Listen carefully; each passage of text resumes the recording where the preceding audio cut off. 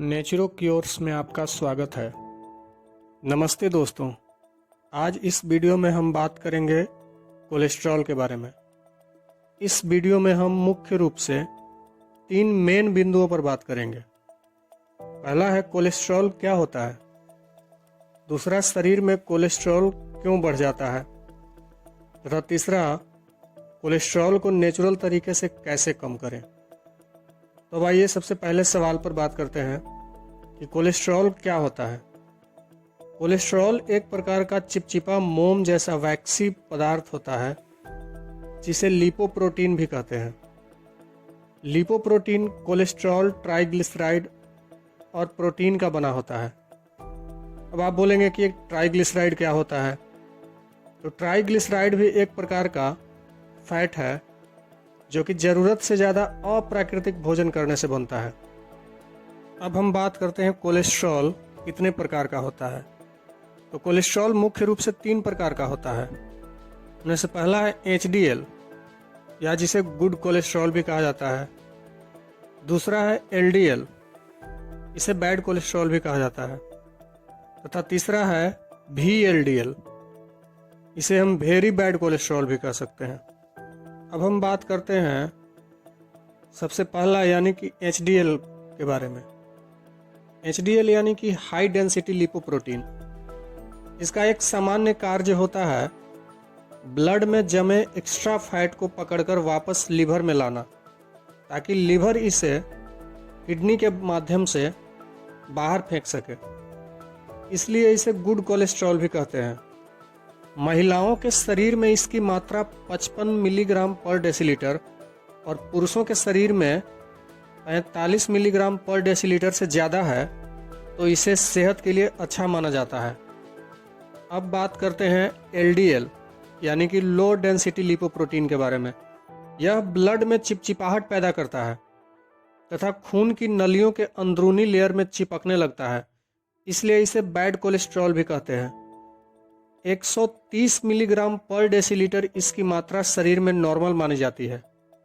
इसकी मात्रा ज़्यादा बढ़ने से खून की नलियों के अंदरूनी लेयर में ब्लॉकेज बनने लगता है, जो कि सेहत के लिए अच्छा नहीं है। अब बात करते हैं VLDL के बारे में। VLDL मतलब वेरी लो डेंसिटी लिपोप्रोटीन। यह कोलेस्ट्रॉल सबसे खतरनाक माना जाता है, क्योंकि ज़्यादातर हार्ट अटैक का कारण यही होता है। यह ब्लड की नलियों के अंदरूनी लेयर में सबसे ज़्यादा चिपकता है और इसमें ट्राइग्लिसराइड की मात्रा भी सबसे ज़्यादा होती है। ब्लड में इसकी मात्रा 2 मिलीग्राम पर डेसीलीटर से लेकर 30 मिलीग्राम पर डेसीलीटर तक सामान्य मानी जाती है। अब हम बात करते हैं टोटल कोलेस्ट्रॉल के बारे में। इस शरीर में टोटल कोलेस्ट्रॉल की मात्रा कितनी होनी चाहिए। सामान्यतः 200 मिलीग्राम पर डेसीलीटर कोलेस्ट्रॉल को नॉर्मल माना जाता है तथा 200 मिलीग्राम पर डेसीलीटर से लेकर 239 मिलीग्राम पर डेसीलीटर तक बॉर्डर लाइन माना जाता है। अगर ब्लड में कोलेस्ट्रॉल की मात्रा 240 मिलीग्राम पर डेसीलीटर से ज़्यादा हो जाए तो इसे सेहत के लिए अच्छा नहीं माना जाता है। अब बात करते हैं दूसरे प्रश्न पर कि कोलेस्ट्रॉल की मात्रा शरीर में क्यों बढ़ जाता है। तो आइए इस मैकेनिज्म को समझने की कोशिश करते हैं। हमारा शरीर अपनी ज़रूरत का पूरा कोलेस्ट्रॉल खुद ही बना लेता है। इसका मतलब बाहर से कोलेस्ट्रॉल लेने की आवश्यकता नहीं है। अब आपके मन में एक सवाल आ रहा होगा कि कोलेस्ट्रॉल का हमारे शरीर में क्या काम है। तो चलिए इसे कामों के बारे में कुछ बात कर लेते हैं। हमारे शरीर में बनने वाले कुछ ऐसे हार्मोन होते हैं जिन्हें बनाने में कोलेस्ट्रॉल का इस्तेमाल होता है, या कहें तो उसकी ज़रूरत पड़ती है। तथा पाचन के लिए कुछ डाइजेस्टिव जूस बनाने में भी कोलेस्ट्रॉल का इस्तेमाल होता है। साथ ही साथ हमारे शरीर में बनने वाला विटामिन D भी बिना कोलेस्ट्रॉल के नहीं बन सकता है। इसके अलावा कोलेस्ट्रॉल का और भी बहुत सारा काम है। तो आज हम काम पे बात नहीं कर रहे हैं, आज हम बात कर रहे हैं कि कोलेस्ट्रॉल आखिर हमारे शरीर में क्यों बढ़ता है। चूंकि हमारा शरीर अपनी ज़रूरत का पूरा कोलेस्ट्रॉल खुद ही बना लेता है, इसलिए इसे बाहर से कोलेस्ट्रॉल लेने की आवश्यकता नहीं है। मतलब जब भी आप कोलेस्ट्रॉल वाला भोजन करेंगे तो आपके शरीर में कोलेस्ट्रॉल का मात्रा बढ़ जाएगा। तो अब आप कहेंगे कि हमें पता कैसे चलेगा कि कौन सा कोलेस्ट्रॉल वाला भोजन है और कौन सा कोलेस्ट्रॉल वाला नहीं है। इसे जानना बहुत ही आसान है, क्योंकि जितने भी एनिमल होते हैं केवल वही कोलेस्ट्रॉल बना सकते हैं, पेड़ पौधे कोलेस्ट्रॉल नहीं बना सकते हैं। तो जब भी आप भोजन करें तो खुद से पूछें कि क्या मैं जो भोजन करने जा रहा हूँ वह पौधों से आया है या जानवरों से आया है। अगर तो जानवरों से आया है तो उसमें कोलेस्ट्रॉल होगा, अगर पौधों से आया है तो उसमें कोलेस्ट्रॉल नहीं होगा।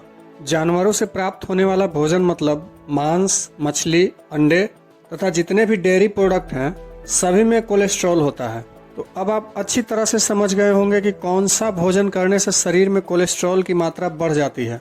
तो चलिए अब बात करते हैं अंतिम सवाल पर कि अगर शरीर में कोलेस्ट्रॉल की मात्रा बढ़ जाए तो उसे नेचुरल तरीके से कैसे कम करें बिना किसी मेडिसिन के। तो सबसे पहला कि आप वैसा भोजन ना करें जो कि जानवरों से आया है, जैसे कि मांस, मछली, अंडे तथा डेयरी प्रोडक्ट। साथ ही साथ आप अपने भोजन में कम से कम 40% ताजे फल तथा कच्ची सब्जियों को शामिल करें।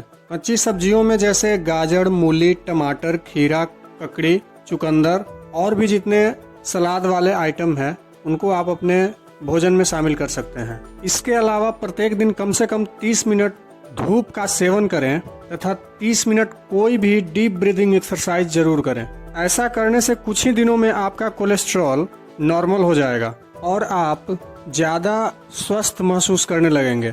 सेहत से संबंधित ऐसी खास जानकारियों के लिए हमारे चैनल को सब्सक्राइब करें, वीडियो को लाइक करें तथा शेयर करें।